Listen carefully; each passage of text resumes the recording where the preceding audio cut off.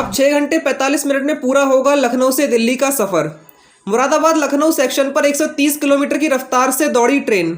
Railway board नई दिल्ली से Lucknow via Moradabad Bareilly section पर ट्रेनों की स्पीड 130 किलोमीटर प्रति घंटा करने की तैयारी में है, जिससे कि यह सफ़र केवल 6 घंटा 45 मिनट में पूरा हो सके।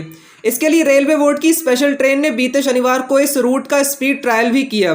पूरे सेक्शन में स्पेशल ट्रेन 130 किलोमीटर प्रति घंटा की रफ्तार से दौड़ी। लखनऊ बरेली नई दिल्ली रेल सेक्शन पर सफ़र करने वाले यात्रियों को जल्द ही बड़ी राहत मिलने वाली है। रेलवे बोर्ड की स्पेशल ट्रेन का सफल ट्रायल होने के बाद यह कयास लगाए जा रहे हैं कि जल्द इस रूट पर ट्रेनों को 130 किलोमीटर प्रति घंटा की रफ्तार से दौड़ाया जाएगा। इसके बाद बरेली से लखनऊ और बरेली से दिल्ली जाने वाले यात्रियों को काफ़ी समय की बचत होगी।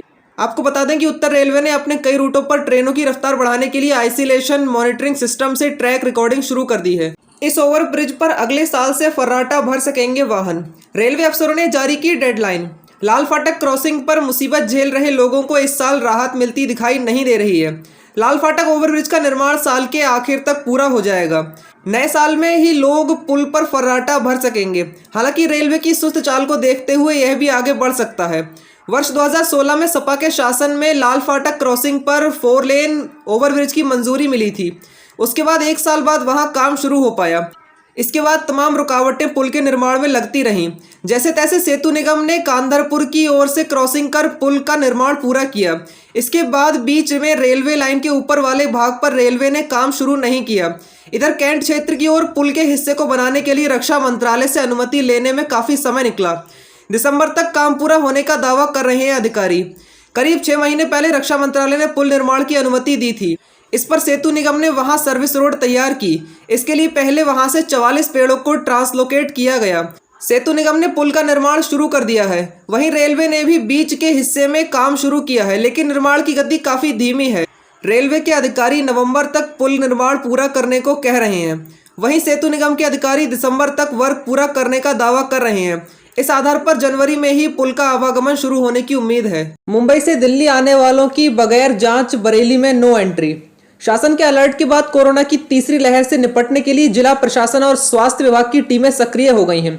संवेदनशील जिलों की सूची में रहे बरेली में ट्रैकिंग और ट्रेसिंग बढ़ाने के निर्देश दिए गए हैं। स्वास्थ्य विभाग ने रेलवे जंक्शन, टोल प्लाजा, बस स्टेशनों पर सैंपलिंग के लिए टीमें गठित कर दी हैं। मुंबई और दिल्ली से आने वालों की निगरानी के साथ संक्रमित पाए गए लोगों की जीनोम सीक्वेंसिंग होगी। प्रदेश में कोरोना वायरस के नए स्वरूप डेल्टा प्लस और कप्पा के मामले सामने आने से स्वास्थ्य विभाग चिंतित है। इन्हें कोरोना की दूसरी लहर के लिए जिम्मेदार माने जा रहे वायरस डेल्टा और वाई1 का बदला हुआ स्वरूप बताया जा रहा है।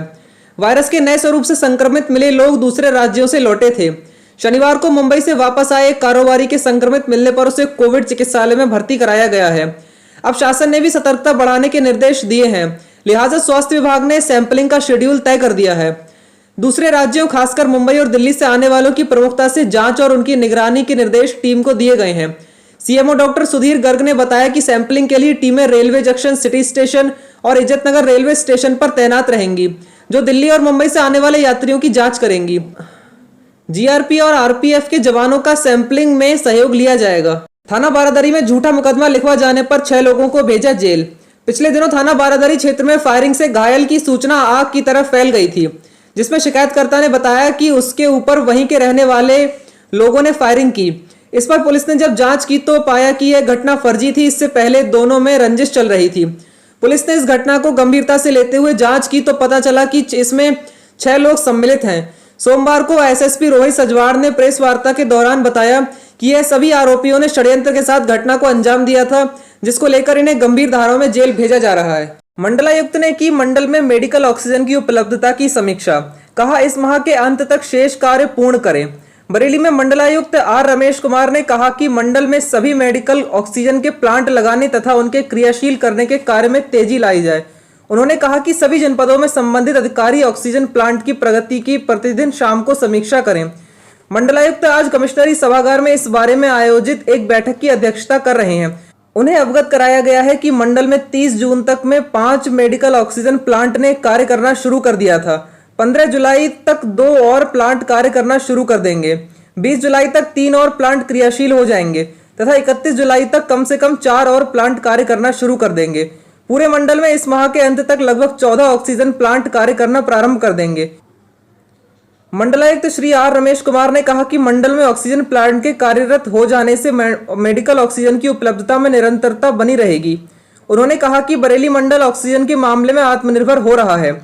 उन्होंने यह भी कहा कि इस प्रगति को उपलब्धि के रूप में नहीं देखा जाना चाहिए। उन्होंने कहा कि मंडल के समस्त स्वीकृत प्लांट्स पर कार्य चल रहा है और अधिकतर कार्य पूर्ण होने की स्थिति में है और उनके शेष कार्य अगले 2 सप्ताह में पूर्ण करने के प्रयास किए जाएं। बैठक में मंडलायुक्त ने अपर जिलाधिकारियों को निर्देश दिए कि वे ऑक्सीजन प्लांट के मुंबई, बेंगलुरु आदि स्थानों से आने वाले उपकरणों के डिस्पैच की स्थिति की समीक्षा करें और जहां पर आवश्यक बातचीत कर शीघ्र सप्लाई पहुंचवाने की व्यवस्था करें। उन्होंने गन्ना उपनिदेशक से कहा कि जिन चीनी मिलों में ऑक्सीजन प्लांट निर्माण की प्रक्रिया में है वहां पर उनकी वास्तविक अद्यतन स्थिति क्या है, इसको देखें और वस्तु की स्थिति से अवगत कराएं। मंडलायुक्त ने यह भी निर्देश दिए हैं कि स्थानीय स्तर पर जिन कार्यों को संपन्न किया जाना है उसके लिए जिलाधिकारी एवं सिटी मजिस्ट्रेट स्वयं कार्य पूरा करवाएं। उन्होंने कहा कि जनपद स्तरीय समस्याओं का स्वयं समाधान करवाएं। मंडलायुक्त आर रमेश कुमार ने कोरोना के संभावित खतरे के दृष्टिगत मंडल में बच्चों के आईसीयू, पीकू बेड आदि तैयार करने की समीक्षा की और कहा कि शासन के निर्देश अनुसार प्रत्येक सामुदायिक स्वास्थ्य केंद्र पर बेड आदि की तैयारी पूर्ण कर ली जाए। बैठक में अपर निदेशक स्वास्थ्य मंडल के सभी जनपदों के अपर जिलाधिकारी, मुख्य चिकित्सा अधिकारी सहित अन्य संबंधित अधिकारी उपस्थित रहे। भीषण गर्मी में इनरव्हील क्लब द्वारा किया गया जूस का वितरण। इनरव्हील क्लब बरेली मरकरी द्वारा आज खाटू श्याम जी के मंदिर के बाहर ठंडे जूस का वितरण किया गया, जिसको पीकर लोगों ने राहत की सांस ली व आशीर्वाद दिया। गर्मी को देखते हुए क्लब की तरफ से यह आयोजन किया गया था। सिकलापुर मलिन बस्ती में जो ठंडा पानी पीने के लिए भी मोहताज है उनको ठंडे जूस का वितरण करवाया गया। इसमें क्लब के सभी सदस्य मौजूद रहे।